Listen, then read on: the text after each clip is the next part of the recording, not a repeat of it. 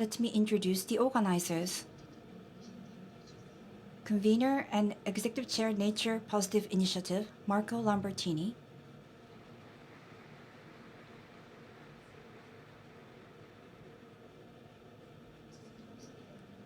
Next, co-organizer,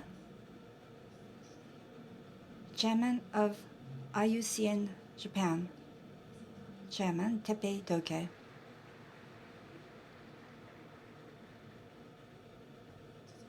Next, on behalf of the host city, Kumamoto, I would like to invite Mayor of Kumamoto City, Kazufumi Onishi, for opening remarks.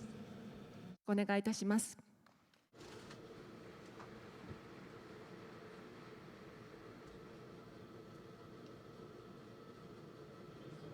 Good morning, everyone. I am Onishi, the mayor of Kumamoto City. On behalf of the host city, it is my great honor to extend my remarks on the occasion of the Global Nature Positive Summit 2026. It is a tremendous privilege to welcome Her Imperial Highness Princess Takamado to this opening ceremony. We are deeply honored to hold this ceremony in the gracious presence of Her Imperial Highness.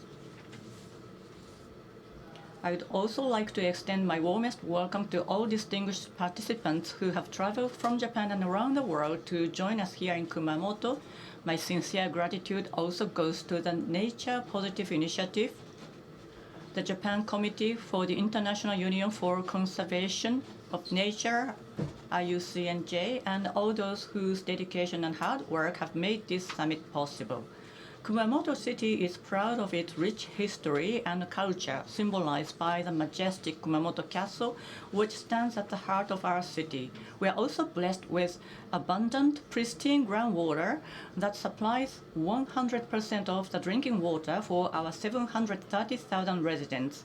This precious natural resource has long sustained not only our daily lives, but also the rich biodiversity that supports our agricultural and marine products. At the same time, however, biodiversity loss continues to accelerate around the world as a result of land development, climate change, and the spread of invasive alien species, all of which are disturbing ecosystems. Here in Kumamoto, the recent expansion of semiconductor-related industry has also raised concerns about increasing groundwater extraction and its potential impact on water quality. It is therefore very important to balance the environmental conservation and economic development.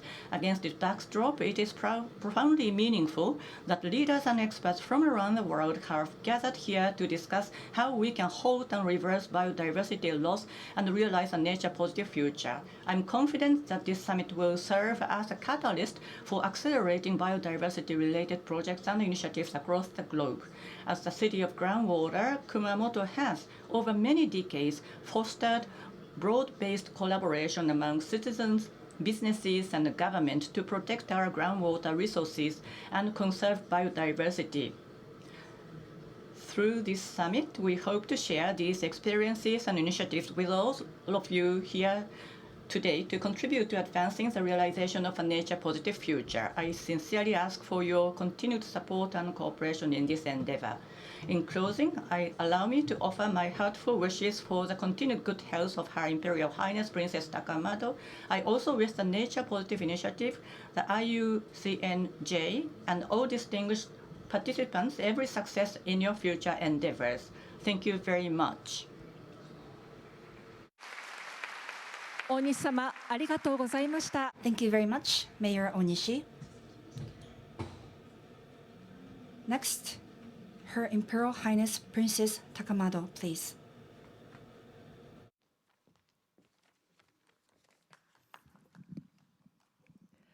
皆様おはようございます。 Good morning, everyone. And welcome to the many speakers from overseas. And because I would like to send my message globally as well, I would like to speak in English. I look to the support from translators. Distinguished participants, it is with great pleasure that I join you for the opening of the Global Nature Positive Summit taking place in Kumamoto. And I extend a warm welcome, especially to those of you from abroad. I hope that you were all impressed by the luscious green of the Kumamoto forests as your plane approached the airport. Kumamoto is known for its forest covering, as well as its volcanic soil, and abundant rainfall.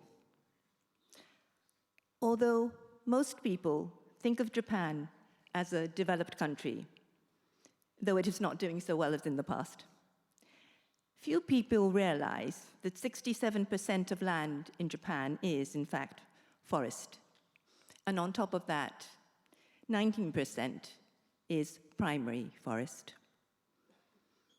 And because Japan is a long country, we are blessed with different kinds of forests, from coniferous to deciduous, subalpine to broadleaf evergreens, not to mention subtropical rainforest and mangrove forests in the south.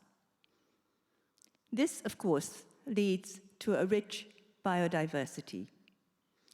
Our forests regulate water flows, prevent erosion, and sustain our crops. They even support our fisheries by feeding nutrition into our coastal waters. On the flip side, we are visited by many natural disasters.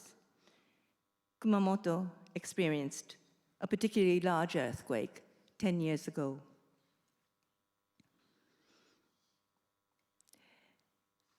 All these factors are beyond human control. The Japanese have always lived with nature, in growing crops, in using woodlands and forests, in going out to sea. You will find little shrines and shimenawa ropes in villages, by the fields, on the tops of mountains, by rivers, and along the coastlines. The sacred forests and groves surrounding the shrines and temples have acted as sanctuaries for wildlife and serve as small nature reserves. Here in Japan, where until recently we had a clear 4 seasons, our lives are, and have always been, linked with the natural world. We pay due respect to the forces of nature. We stand in solemn silence before ancient trees, large rocks, the rising sun, the vast ocean. A farming and fishing nation, our food supplies relies on the conditions that nature provides.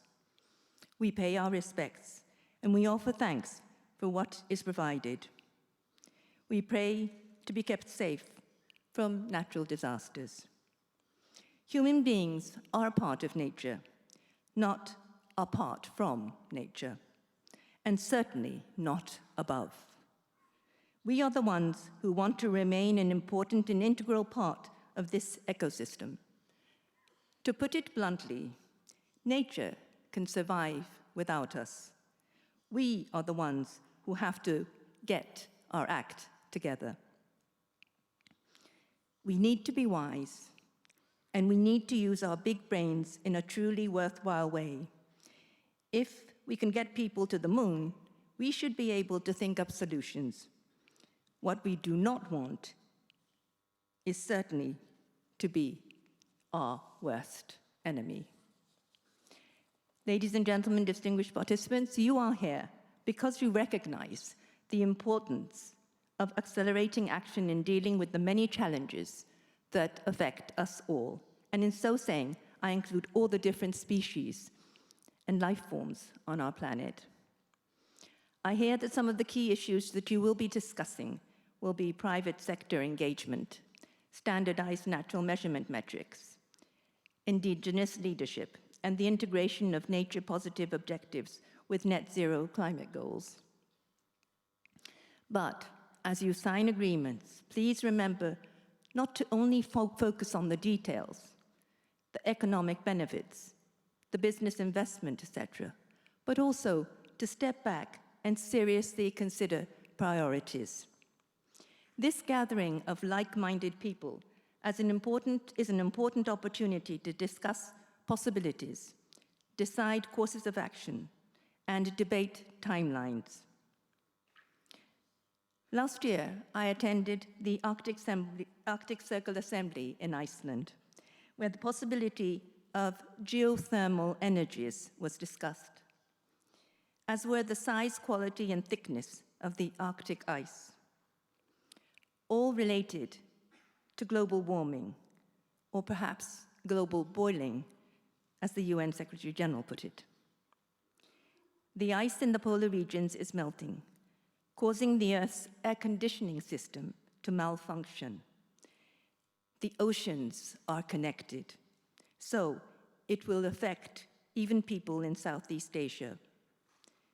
We do not need to develop the Arctic oceans, nor mine the minerals, not just yet. The clock is ticking.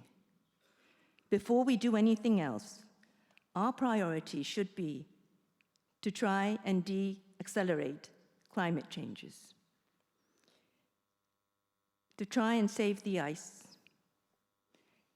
Simply put, to mend our malfunctioning air conditioner and, in effect, to buy time.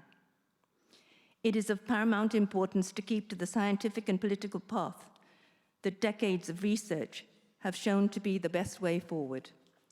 And you, ladies and gentlemen, distinguished guests, must act as beacons, lighting up the path so that others may follow. Sometimes it feels as if we are taking one step forward only to find ourselves taking 2 steps back. But had we not taken that one step forward, we would indeed be 3 steps back. However modest the action, to do something is always far better than to do nothing at all.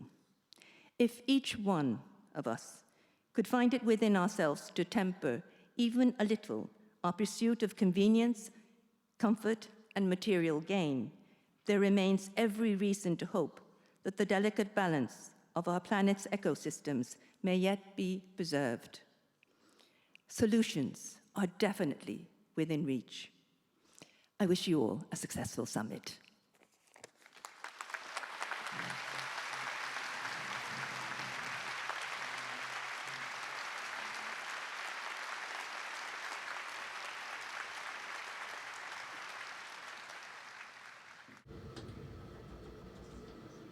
Now, let us play a video message delivered by Mr. Minister of the Environment, Hirotaka Ishihara. I am Hirotaka Ishihara, Minister of the Environment of Japan. It is a great pleasure to welcome the Global Nature Positive Summit 2026 to Kumamoto. I would like to express my sincere gratitude to everyone whose dedication made this event possible.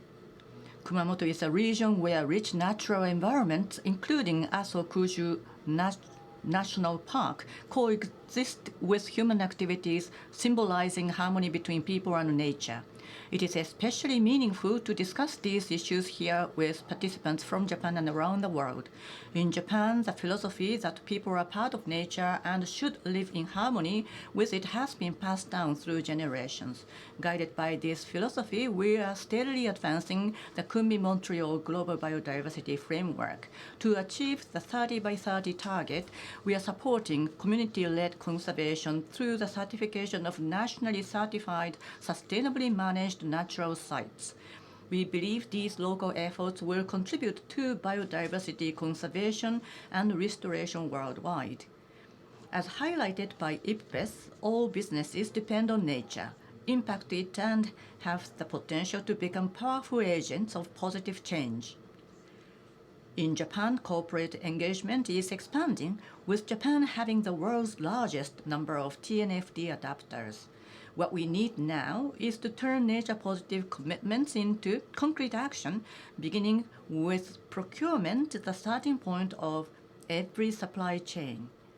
For this reason, our ministry will announce the guidelines for practices towards nature-positive in procurement at this summit. The guidelines set out the principles and direction for procurement activities to promote nature-positive actions throughout the supply chain.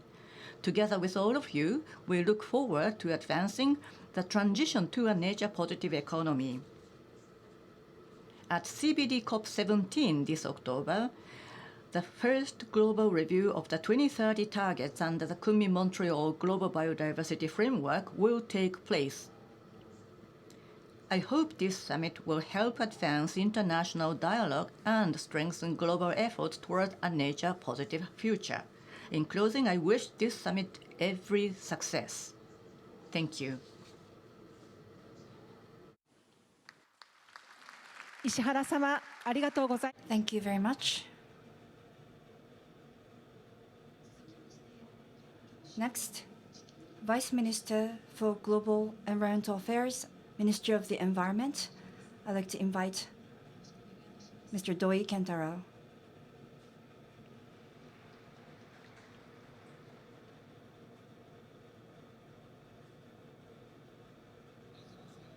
Good morning.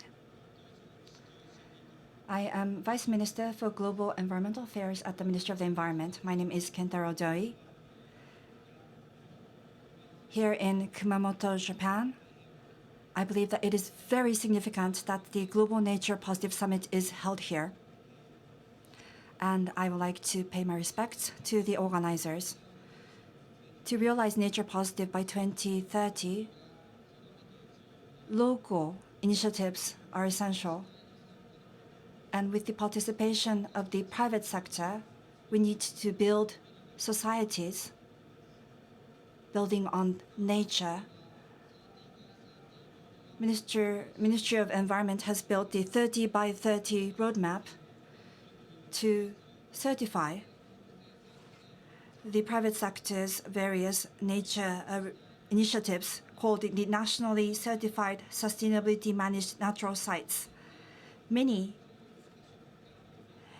entities, including local governments, have participated. There have been 610 natural sites that have been certified thus far.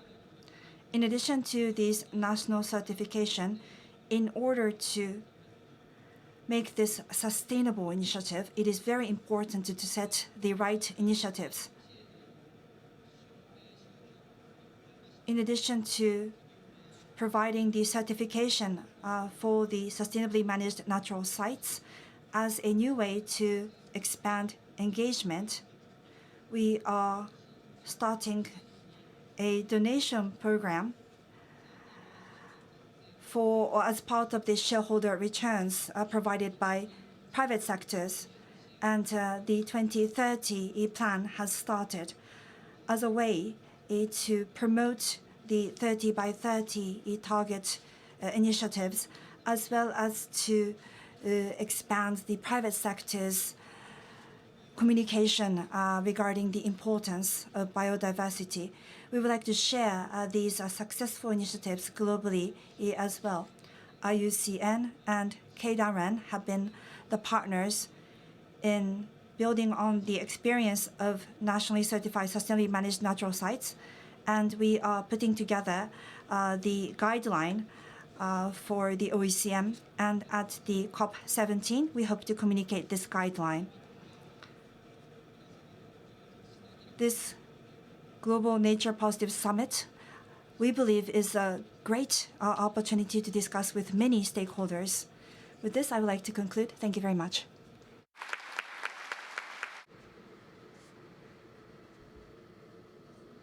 Thank you very much, Mr. Doi.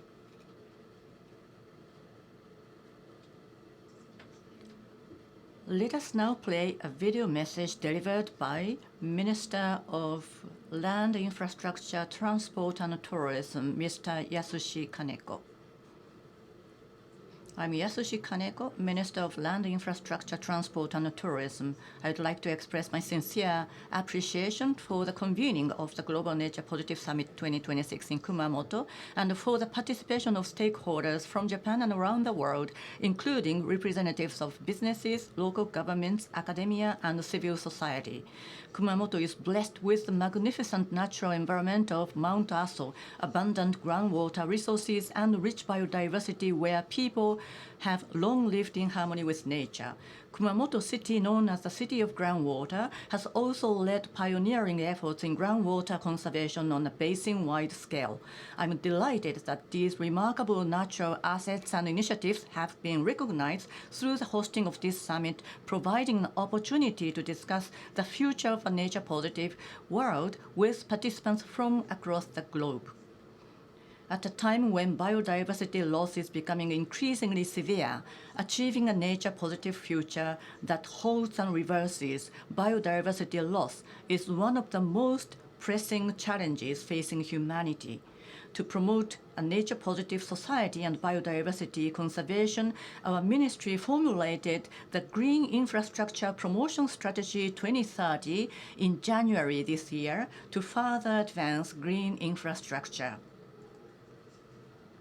The strategy defines green infrastructure as physical infrastructure that harnesses the multiple functions and benefits of nature, including urban greening, street trees, retarding basins, and rain gardens. Through green infrastructure, we will address a wide range of societal challenges while contributing to the realization of a nature-positive society. In March next year, Green Expo 2027 will open in Yokohama. Under the theme, Scenery of the Future for Happiness, the expo will present a vision of a greener and more sustainable society to the world. At the Japan Pavilion, we will conserve a river headwater environment through elevated wooden architecture and a traditional Japanese garden, while recreating a Satoyama landscape using plant species native to the watershed.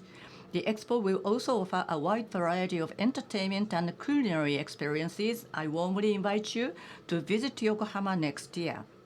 I sincerely hope that this summit will strengthen global collaboration and partnerships and serve as a valuable opportunity to advance the realization of a nature-positive future.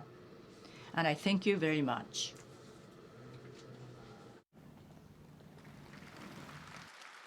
Kaneko-sama, ありがとうございました。 Thank you very much.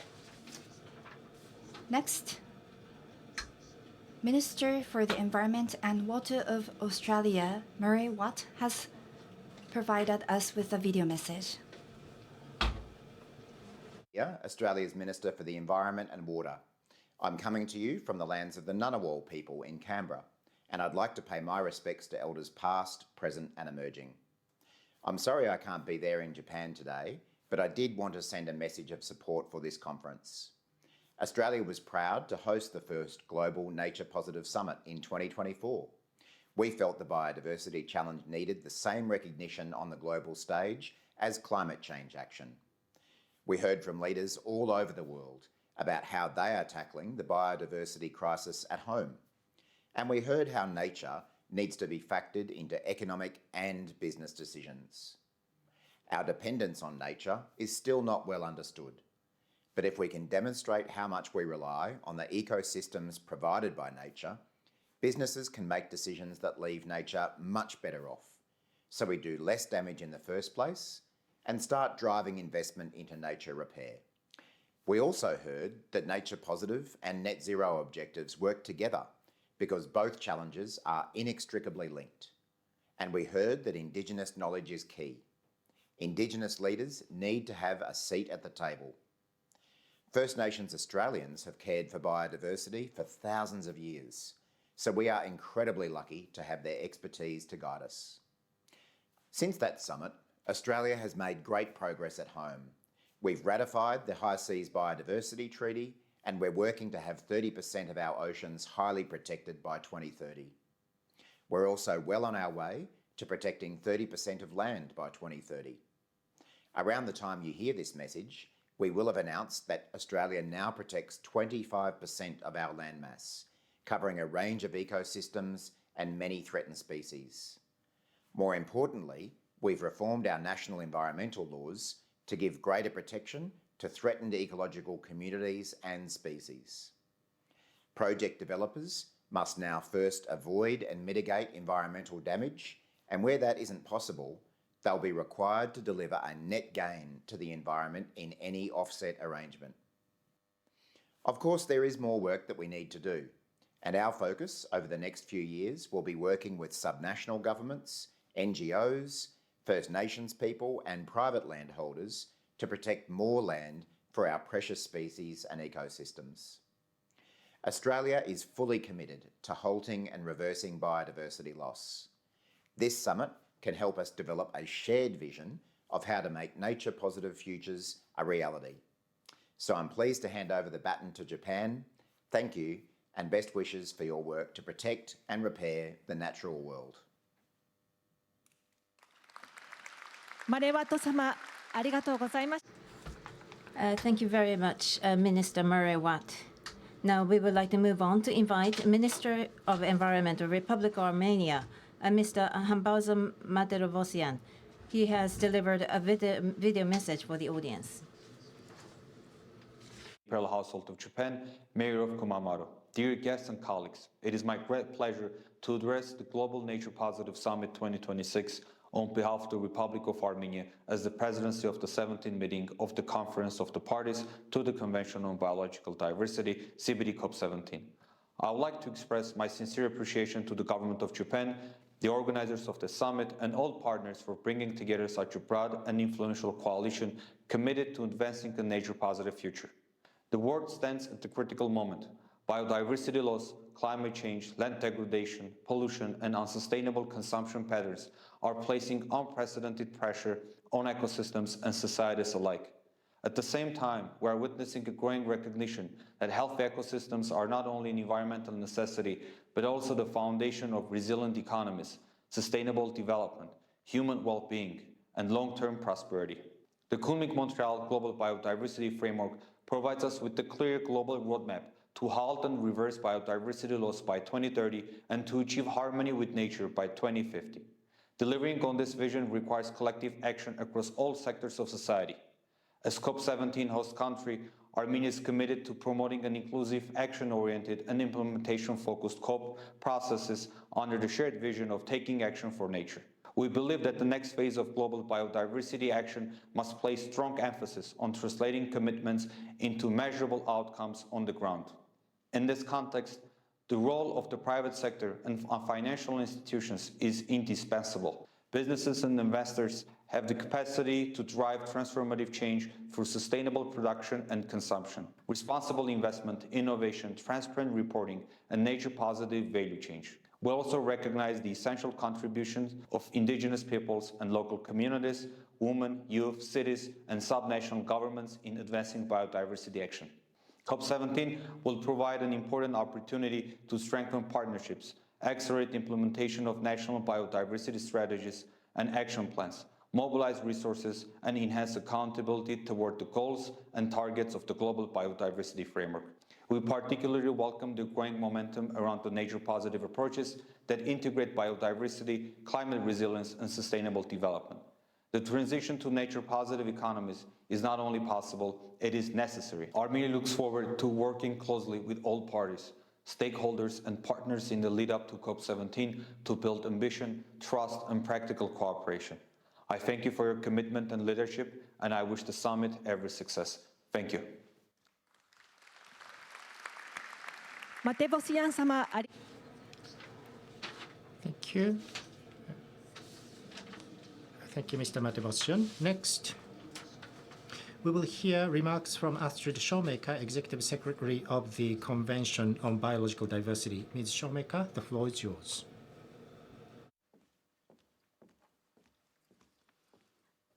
Good morning. My name is Astrid Schomaker. I'm the Executive Secretary of the Convention on Biological Diversity. It is such an honor to be here in the presence of Her Imperial Highness and such distinguished colleagues and all of you. I would like to thank the Nature Positive Initiative and, of course, the Japan Committee of IUCN for convening this Global Nature Positive Summit in the beautiful city of Kumamoto.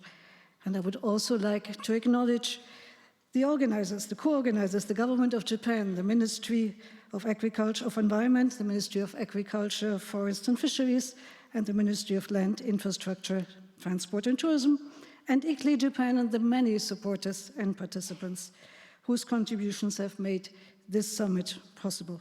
And of course, my sincere appreciation goes to the city of Kumamoto that has even been lighting up its beautiful castle in green yesterday to acknowledge this summit. Colleagues, dear friends, Her Imperial Highness has described the many relationships that humans have with nature to perfection.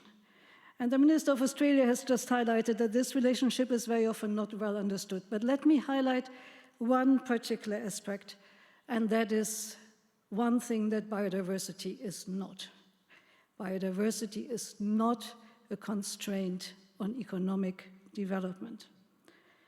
Rather, it is its foundation. So perhaps we can think of biodiversity as a form of infrastructure, probably our most important infrastructure, which is critical for our economies. And every one of you, especially those of you that work in business, know that if infrastructure is not in a good shape, you do something about it. So we're at a moment where nature needs our help, where action is necessary.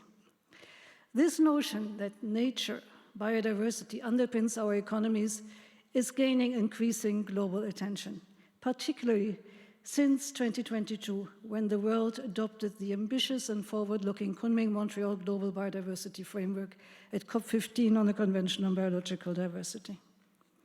Evidence shows us that biodiversity underpins resilient economies, supports industries and societies in countless ways through its ecosystem services, from food production to clean water to climate resilience, protection from disasters, and human well-being. Let me just quote one figure. Every dollar invested in forest restoration and wetland protection, for example, can save up to $7 that might otherwise have been spent on the cost of wildfire and flooding. And from restoration to outdoor recreation, billions of dollars in sales and revenue can be generated and millions of jobs created. At COP17, you have already heard it mentioned, an important new report, the Decent Work in Nature-Based Solutions, put out by ILO, IUCN, and UNEP, will see in its latest edition how biodiversity and investing in nature-based solutions can create up to 32 million jobs by 2030. And in fact, the Intergovernmental Panel on Biodiversity and Ecosystem Services, IPBES, has highlighted that business and biodiversity that business depends on biodiversity in its business and biodiversity assessment. And that means also that business can be agents of positive change. And I think that's why we're coming here together, to see how we can be such agents of positive change. The business community has a critical role to play in reducing negative impacts on and increasing the positive benefits of working with nature rather than against it. But to make this happen, governments and the financial sector in particular have an important role to play to create the enabling conditions for business and to create a system in which it is easier for business to work positively for nature, to be nature positive. Nature positive, as reflected in the title of this summit, is not just some kind of slogan.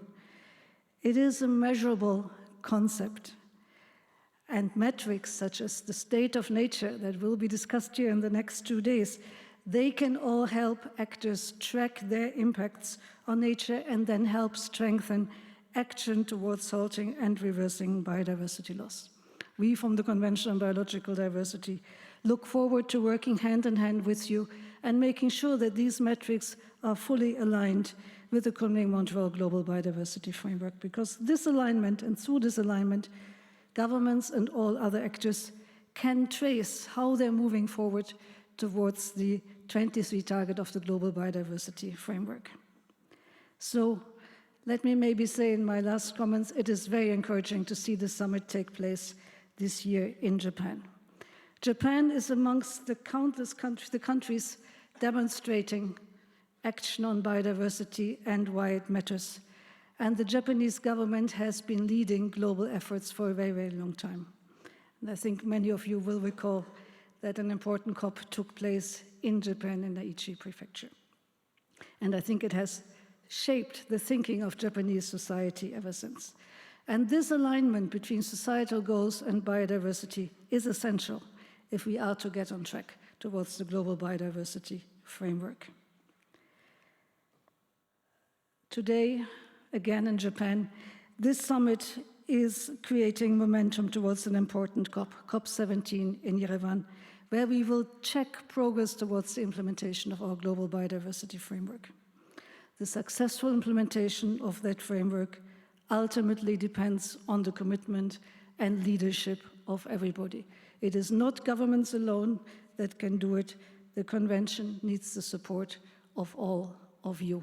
We call it the whole of society approach. So, ladies and gentlemen, we look forward so much to your deliberations and to setting the scene for a successful UN Biodiversity Conference in Armenia in just about 3 months. And I look forward to seeing many of you to carry the voice of business in particular, but also of local actors, of cities, of communities, of academia, of NGOs, of everybody. Governments need help.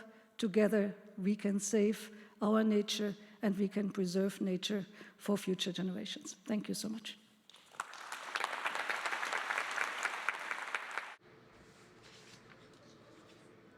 Thank you very much, Ms. Astrid Schomaker. Now, I would like to invite Interim CEO of the Global Environment Facility and a Director in charge of Strategic Operations, Mr. Claude Gascon, to say a few words. Mr. Gascon, the floor is yours.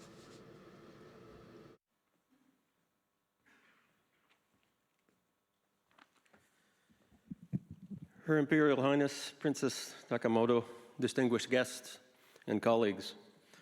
The Global Environment Facility is the world's largest multilateral environmental fund. Established in 1992, it provides grants and blended finance to help developing countries tackle major ecological crises like biodiversity loss, climate change, and pollution. It serves as the financial mechanism to 6 multilateral environmental agreements, and of course, first and foremost, the Convention on Biological Diversity. We have just completed the negotiations for the 9th replenishment cycle, which began, in fact, 10 days ago on July 1st. And I thank Japan for its leadership and generous financial contribution to GEF9. GEF9 comes at a decisive moment. It's our final push towards 2030, when the world is committed to halt and reverse nature loss. GEF9 is in fact designed to help make that outcome real. Nature positive is not a slogan. It means measurable gains in the health, abundance, diversity, and resilience of species and ecosystems, moving beyond fragmented action towards systemic change at scale. And that's precisely where the GEF has a unique role to play. First, GEF9 advances integration. In a world of limited resources, integration is how we maximize impact across nature and climate investments. GEF9 builds on more than a decade of GEF experience, with more than 1/3 of the resources flowing through our integrated programs. Nature-positive outcomes requires us to address drivers of degradation together and help countries transform whole systems. Second, GEF9 puts biodiversity at the center.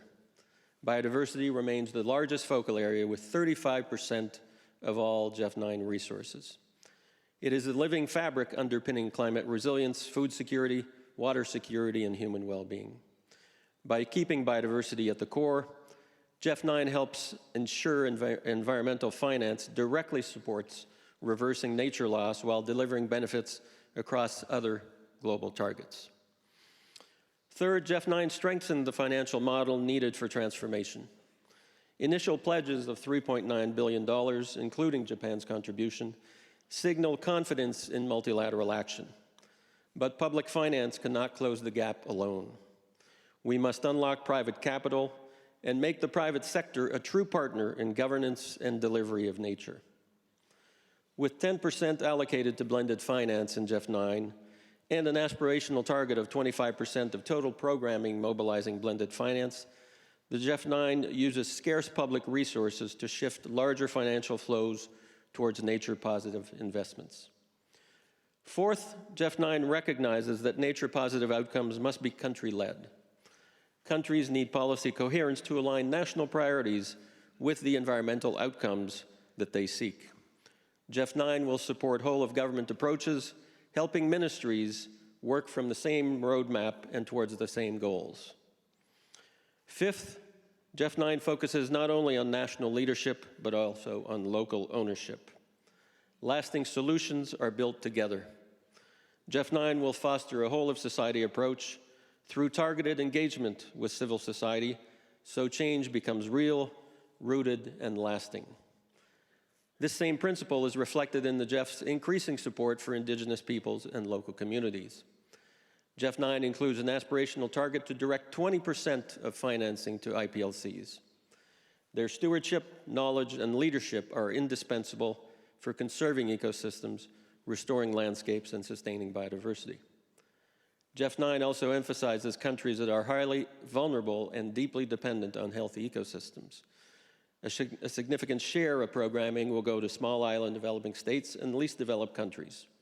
We cannot reverse nature loss globally unless we support those on the front lines of environmental change. So when we speak about Jeff 9, we're not only speaking about moving money, we're speaking about moving systems. Jeff 9 is a practical delivery mechanism for a nature-positive world, helping countries protect what remains, restore what is being degraded, mobilize finance at scale, and align institutions, communities, and markets around a shared future. The Jeff also includes the Global Biodiversity Framework Fund that complements the Jeff Trust Fund and focuses as well on advancing the targets of the Kunming-Montreal Global Biodiversity Framework. Together, these two funds invest over $1 billion per year in nature-positive investments.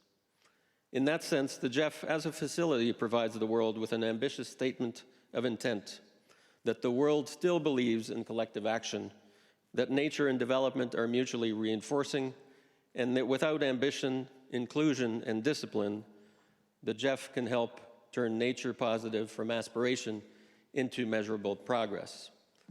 The GEF, Jeff 9, and the Global Biodiversity Framework Fund have been designed for precisely this purpose, to help build a healthy planet in a nature-positive world. Thank you. Claude Gascon 様、ありがとうございました。Thank you very much, Mr. Claude Gascon, for your speech. Now, we would like to move on to invite the Vice Chairman of Roche Holdings, Co-Chair of World Economic Forum, Co-Founder of Intent, Mr. André Hoffmann. He has delivered a video message for the audience. Excellencies, distinguished guests, ladies and gentlemen. Our dependence on nature as society, our dependence on nature as businesses, and our dependence on nature as individuals has never been clearer, especially as nature's resources and service weaken under our pressure. Businesses are beginning to feel the pressure of the climate and nature crisis on their operation sites, their supply chain, and their bottom lines. The World Economic Forum's Global Risk Report this year again identified climate change and biodiversity loss as the two top risks for society and the economy over the coming decade. Becoming a nature-positive society and economy is possible. We have the understanding, the finance, and the technologies necessary to de-risk our present and future, secure prosperity, and increase quality. But science is equally clear. We need to act faster to prevent natural system collapse. Nature positive is as much about nature as it is about us. It's not just about nature standalone, it's about us and nature together. It's about the future of the planet, and it's about sustainable prosperity. This new and growing awareness will hopefully push us to decisively embrace a nature-positive transition, as you are going to be discussing today, one where we continue to develop, but in harmony with nature.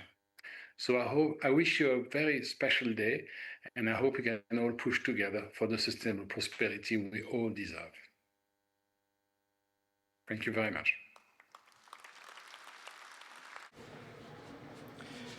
Thank you very much, Mr. André Hoffmann.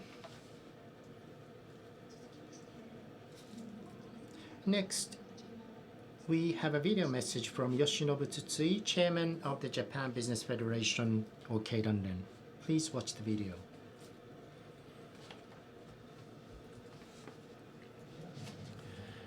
I'm Yoshinobu Tsutsui, Chairman of Keidanren, the Japan Business Federation. It is my great pleasure to offer a few words on the occasion of the Global Nature Positive Summit.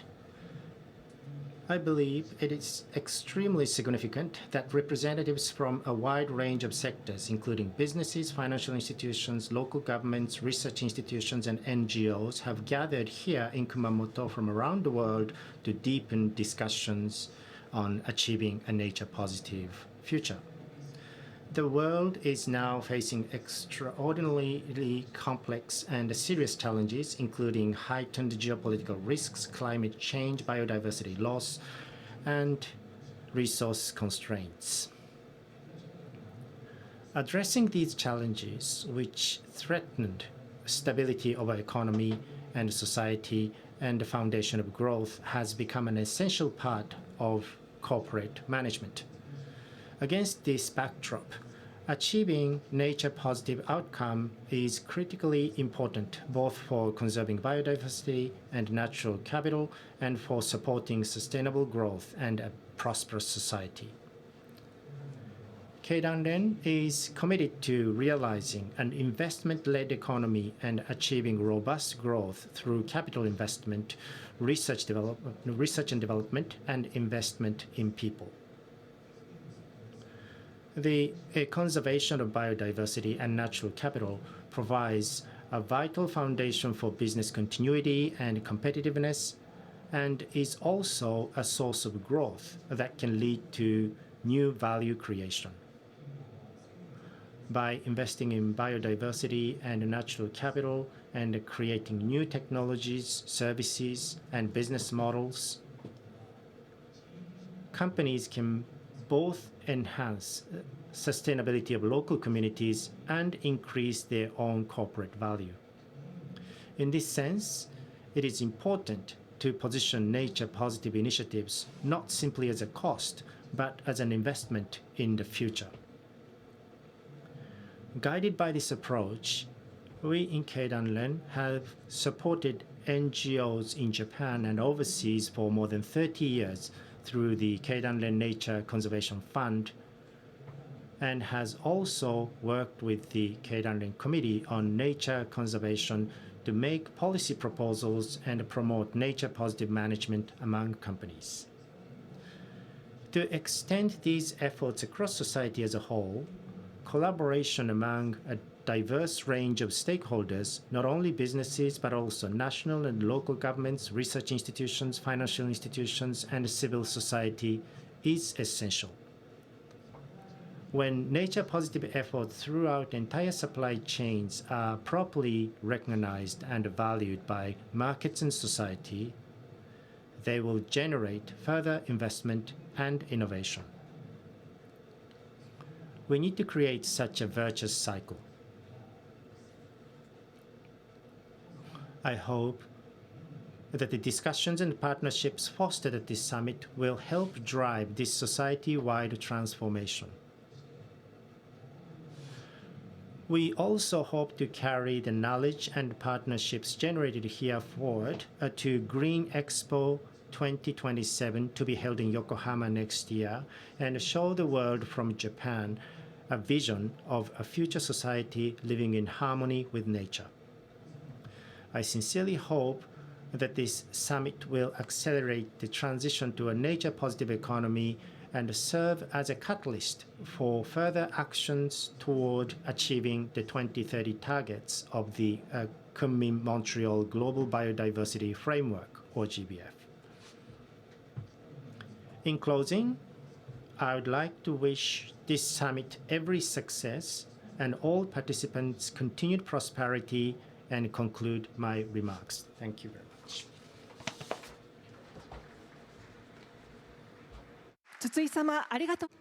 Thank you very much, Mr. Tsutsui, for your speech, and thank you very much to all the speakers.